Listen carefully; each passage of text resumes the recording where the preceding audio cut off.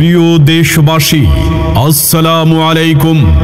ছাত্র জনতার গণ অভ্যুত্থানে জালিম ও স্বৈর শাসক সরকার পতনের মহান বিজয়ে সবাইকে ইসলামী আন্দোলন বাংলাদেশের আমির মুফতি সৈয়দ মোহাম্মদ রেজাউল করিম পীর সাহেব চরমনাইর পক্ষ থেকে শুভেচ্ছা ও মোবারকবাদ।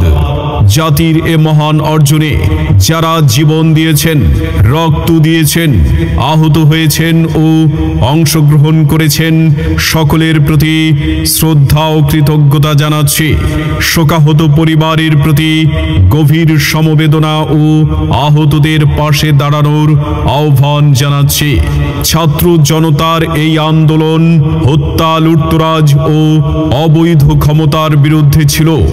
আমরা বিশ্বাস করি, যারা লুটতরাজ ও অরাজকতায় লিপ্ত তারা আন্দোলনের সম্পৃক্ত কেউই না, বরং তারা সুযোগ সন্ধানী। আমরা দৃঢ়তার সাথে সবাইকে আহ্বান করছি, প্রত্যেক নাগরিকের জানমাল আমাদের নিকট আমানত। বিসমিল্লাহির রহমানির রহিম। প্রিয় এলাকাবাসী, আসসালামু আলাইকুম।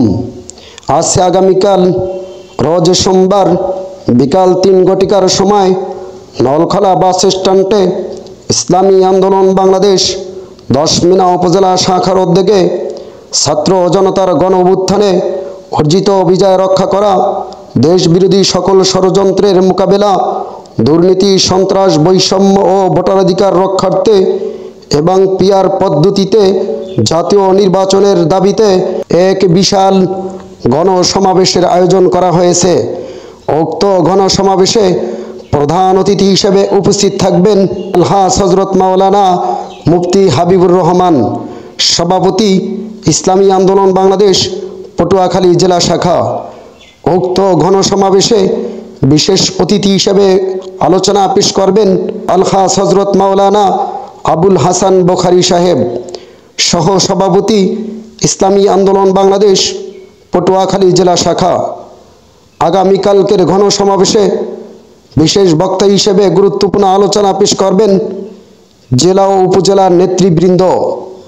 আগামীকালকের সমাবেশে সভাপতিত্ব করবেন আলহাজ মুজিবুর রহমান আজবার পেদা, সভাপতি ইসলামী আন্দোলন বাংলাদেশ 10 মিনা উপজেলা শাখা। আগামীকালকের